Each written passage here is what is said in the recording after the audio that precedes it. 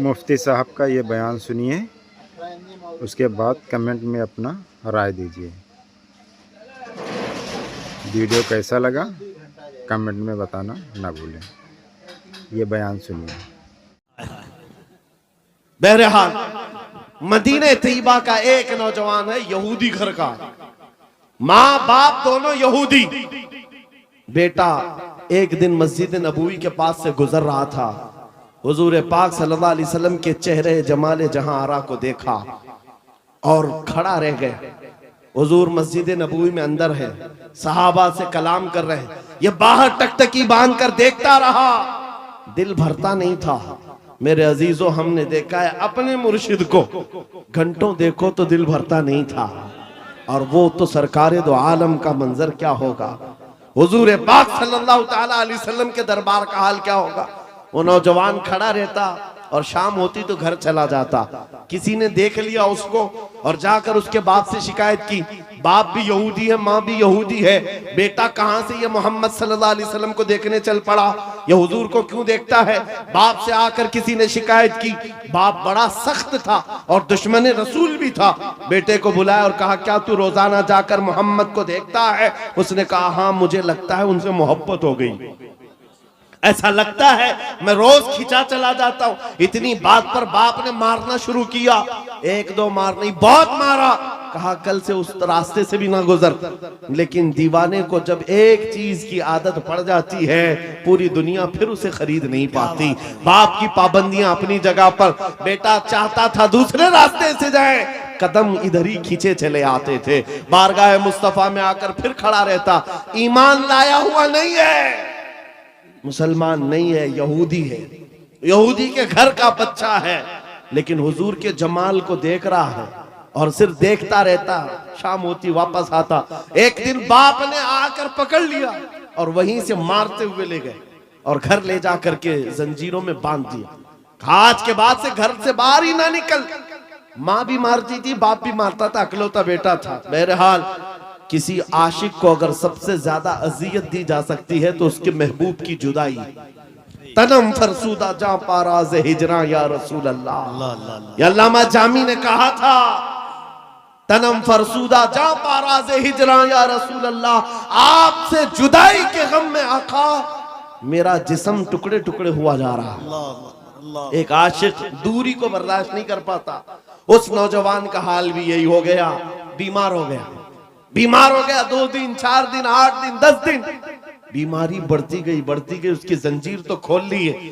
अब जब इलाज किया जाने लगा तो तबीब और हकीम थक गए, कहा कि इसका इलाज मुमकिन नहीं है, ये पता नहीं बड़ी खतरनाक बीमारी में है, मौत के करीब आ चुका है। बस 2-4 दिन का मेहमान है, जो खाना चाहे खिला दो, जो पीना चाहे पिला दो। जब माँ बाप को यह खबर मिली कि हमारा जवान अकलौता इस दुनिया से जाने वाला है, अब वो उनके दिल मचल पड़े, रोने लगे कि हमने अपने बेटे के साथ क्या कर दिया। इलाज बहुत कराया लेकिन जब इफाका नहीं हुआ, बाप एक दिन सिरहाने के पास आकर बेटे से कहता, बेटा बता तो सही, तू इतना बीमार हो गया, कुछ खाने की ख्वाहिश है, कुछ पीने की ख्वाहिश है। उस नौजवान ने कहा, एक बार मोहम्मद को देखने की ख्वाहिश। हाय हाय हाय, अल्लाह अल्लाह अल्लाह अल्लाह, एक बार देखने की ख्वाहिश है। या रसूल, दुनिया रूठती है, रूठ जाए, लेकिन बीमारी के आलम में भी दीवाना यही कहता है, दो आलम से करती है बेगाना दिल को। अजब चीज है लज्जत आशनाई, अजब चीज है लज्जत आशनाई। कहा, एक बार देखना चाहता हूँ, आमिना के लाल को देखना चाहता हूँ। माँ का कलेजा पसीज गया, बाप नरम हो गया। कहा, माँ ने कहा कि अब बेटे को आखिरी वक्त है, मर्जी दो। उसने कहा, मैं जिंदगी में कभी मोहम्मद के करीब गया नहीं, आज बेटे के लिए जाना पड़ेगा, चलता हूँ। आया बारगाह मुस्तफा में, नबी पाक सल्लल्लाहु अलैहि वसल्लम सहाबा के साथ बैठे थे। आकर वो यहूदी दरवाजे पर खड़े होकर कहता है हुजूर से कि आपसे ये मोहब्बत में मेरा बेटा पागल हो गया है और बीमार हो गया और मरने वाला है, बस मौत से पहले एक बार आपको देखना चाहता है, क्या आप करम करके मेरे घर आ सकते हैं। मेरे आका उसी वक्त उठ जाते हैं। सुना है आप हर आशिक के घर तशरीफ लाते हैं, सुना है आप हर आशिक के घर तशरीफ लाते हैं, मेरे घर में भी हो जाए चरागा। नारे तकबीर, नारे रिसालत, दोनों हाथों को उठाए, नारे तकबीर, नारे रिसालत, अजमते मुस्तफा, रिफाते मुस्तफा। बेकसों का दर्द रखने वाला, यतीमों का माँ बाप मलजा, बेवाओं का दर्द रखने वाला वो रसूल उम्मी खरामा खरामा उस यहूदी के घर चला आ रहा है। सहाबा के साथ आए हैं और जैसे ही घर में दाखिल हुए, वो नौजवान जिसका जिस्म पीला पड़ चुका है, जो आखिरी वक्त नज़ा के कैफियत में है, सकरात का वक्त जानते हो, बेटा बाप को नहीं पहचानता, बाप बेटे को नहीं पहचानता, माँ बेटी को नहीं पहचानती। सकरात का वक्त बड़ा सख्त होता है। उस नौजवान के सकरात का वक्त चल रहा था, लेकिन जैसे ही घर में आमिना के लाल की खुशबू आई, अपने जिस्म में जान आ गई। उस नौजवान ने तवानाई जमा कर ली, कुव्वत जमा कर ली और बिस्तर से उठने लगा कि कहीं से मुझे वो मेरी महबूब खुशबू आ रही है, कहीं से वो हुस्न मुझे दिखने वाला है। इसी असना में नबी पाक सल्लल्लाहु अलैहि वसल्लम ने उसके सर को सहारा दे करके उठाया और बिठाया, और जैसे ही आमना सामना हुआ, यह पहली बार थी। बात सुनो तवज्जो से, मैं ये वाकया क्यों अर्ज कर रहा हूं आपको बताता हूं। पहली मुलाकात है आमने सामने। मेरे आका ने पूछा, क्या अब भी वो वक्त नहीं आया कि तुम कलमा पढ़ करके ईमान ले आ जाओ, इस्लाम में दाखिल हो जाओ? उस नौजवान ने कहा, ऐ अल्लाह के नबी, देर किस बात की, बस तलब इतनी थी कलमा पढ़ूं और आपका चेहरा सामने हो, आप मेरे सामने हो।